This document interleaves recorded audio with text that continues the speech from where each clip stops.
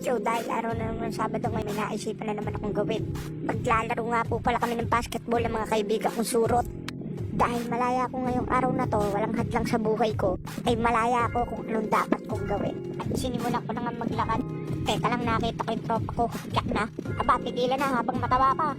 Siyempre, mukha ko naman ipapakita ko. Ako, bida sa palabas na to eh. Ano nga naman mga mukha nyo, ang babaho nyo. So yun, malapit na nga kami sa basketball court. At syempre, kasama ko nga pala dyan si Justin Peluche, anak sa Ramil. At habang naglalakad naman ako, nakita ko naman si Kosang Apa. Hey, wala pa ako, men. Nakalabas na nga kami sa Villa de Riles. At eto, naglalakad pa rin kami. At may contest nga pala dito yan, mga tao Gamma P, mamayang alas 6 yan. Hindi nyo na itatanong, dance contest nga pala yan. At eto nga si Justin Peluche, iniiwan na ako. Halatang perang-pera na ang putang ina. Hoy Justin, pantay mo ko. Dudura ang patatay mo sa mata. At nag-jumping rope pa, puta. At doon nga pala kami papasok. At dahil matalino kaming tao, dito kami sa shortcut sa kaliwa. At ayun na nga si Justin Peluche, nag-i-stretching pa. Kasi malalakas daw makakalaban niya ngayong araw. Ayun na nga, may pagtakbo pa ang putang ina. Akala mo yung nasa NBA. Pumasok na nga siya butas.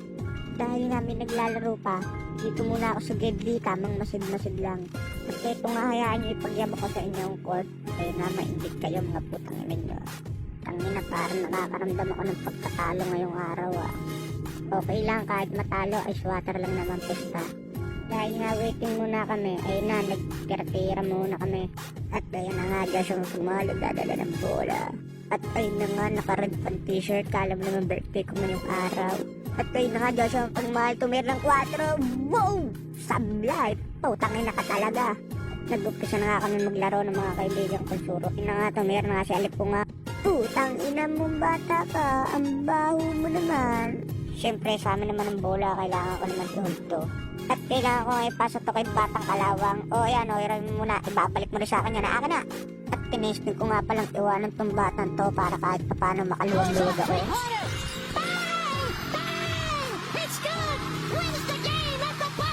Tawa-tawa ka pa, ayan o. At pinasa na naman sa akin ni Tropang Kalawang.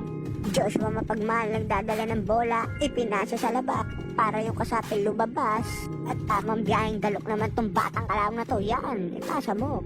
At dahil hindi kinain ni Batang Kalawang, ako naman ang didiskarte para sa pamilya ko.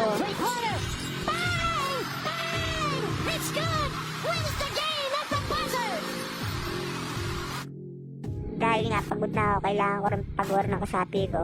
Ayun, pinahabol ko sa labas. At tamang aga naman saan si Batang Kalawang. Nakalimutan mo na ba magkasapi tayo, putang ina mo? Dahil nga tapos na kami. Nice game mga tol. Mga putang ina nyo, ay swata na nga ng pusta, hindi pa nagkapedan. Naglakad-lakad na nga ako dito sa luneta para ako'y makauwi na. At ang yabang ko pa nga dyan, o ayan o, baka Joshua Mapagmahal yan. Hayaan nyo mga ipagyabang ko sa inyo ang pasala ng mga Espanyol yan, o ilibot mo, ayan. Ito nga, tamang lakad pa rin ako sa luneta kahit tuyo na ang aking lalamunan. At nakita naman natin ang ating kaibigan na si Rex Camatoy, ang isang tao Gamma P. Siyempre, kaibigan pa rin natin niya kahit akro ko, tapos siya tao Gamma P. At in-interview ko na nga si Boy Abunda. Tinanong ko kung magiging masaya ba mamaya.